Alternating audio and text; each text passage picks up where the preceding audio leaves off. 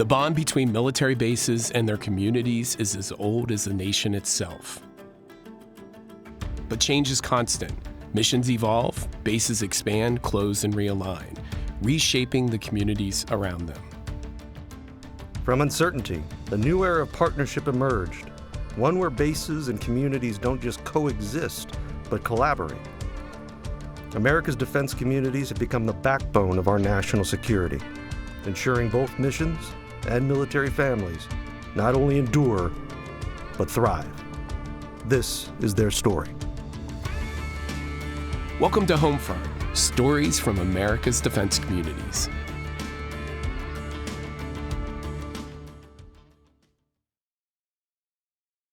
So stretching all the way. Wow. I'm Tim. I've been with the Association of Defense Communities for 25 years. Growing up in a BRAC community in Pennsylvania inspired my passion for helping communities navigate change. And I'm Matt. I'm an Army veteran and Montana native. I've been with ADC for more than 12 years. I lead our programs and advocacy efforts in D.C., making sure defense communities have a strong voice in our nation's capital.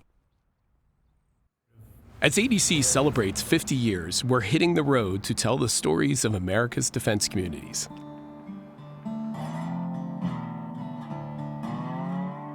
The former Pueblo Army Depot in southern Colorado began its journey to closure almost 40 years ago in the very first round of Base Realignment and Closure, or BRAC.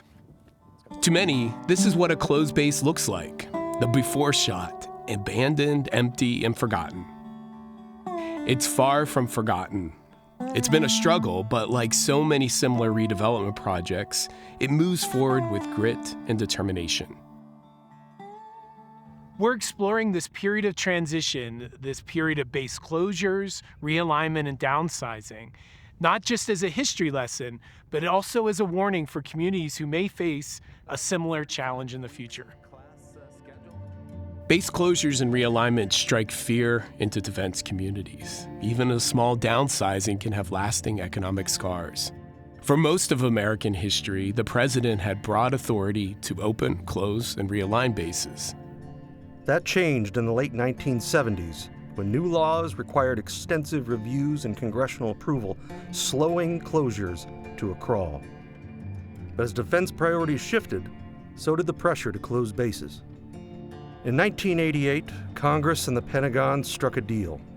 An independent panel would oversee closures, hoping to remove politics from the process. This became the Base Realignment and Closure, or BRAC.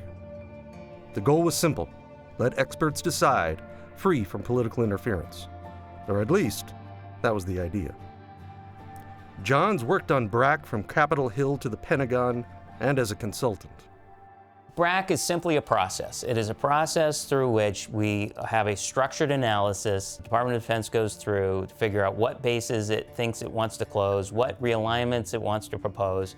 This is sent to a commission where they evaluate the recommendations. They make additions, they make subtractions, they make changes. But it's also a process that allows for community input. Yes. And the commissions will go out there and have meetings with communities and hearings and so on and so forth and hear that feedback. The president can send the final recommendations to Congress for an up or down vote on the full list. But Congress doesn't have to do anything. If they don't block it in a certain time frame, the BRAC plan is a go. The reason that was set up that way is because all too often, members of Congress would be able to use political wiles, political strength, to make adjustments. And what we do is we cut 10 foot by 10 foot. We'll return to Pueblo soon, but for now, let's head 2 hours north to Denver to check out a base closure after story. When Denver's Lowry Air Force Base landed on the 1991 BRAC list, the community braced for impact. The base was the cornerstone of the local economy, employing nearly 7,000 people and housing thousands of families. But the community didn't wait for a rescue. They formed a redevelopment authority, secured federal support, and got to work. Lowry had key advantages many other places do not. It was a relatively small base in a desirable location with a booming real estate market. I'm at Wings Over the Rockies Air and Space Museum at the former Lowry Air Force Base in Denver, Colorado. This immense hangar was once part of the base and now is a museum chronicling the history of aeronautics and aviation. Lowry Air Force Base began in the 1930s in land that was purchased from the city of Denver. And then from that point, it was an important part of our mission in World War II as a training facility and also as an airfield. After the war, it became one of the first Trident missile bases and then continued as an important training base for our military until it was slated for closure in 1994. And that point after closure is when this new chapter for Lowry began. The redevelopment here hit a major environmental hurdle when developers found large amounts of asbestos in the soil. Initially, the Air Force resisted paying the big cleanup cost, but a federal court mandated reimbursement. It reinforced that the federal government was responsible for environmental cleanups at former military sites. This is the after story. Lowry, 30 years later, over $1 billion of investment. It is now a vibrant, mixed-use neighborhood, home to 25,000 people, cultural institutions, schools, businesses. It's really become one of the most sought-out neighborhoods in the city of Denver. Lowry is a base closure success story, but most aren't that simple. Between 1988 and 1995, California was hit the hardest, losing 21 bases and 82,000 military and civilian jobs. Now we're headed to one of the most impacted regions, the Monterey Peninsula, where Fort Ord was closed after the 1991 BRAC round. Good to see you. It's been a long time. Yeah. Can you believe we've been at this for 25 years? 35 for some of us. This was a facility that housed 37,000 people when the Army was here. I mean, this is the largest transfer of land since the westward expansion. In order to replace that, the economy of a region like ours, to keep that same economic impact, that same population replacement, is probably a 40 or 50-year process. This area on our left is it's about 6,500 acres that the Army is still cleaning up.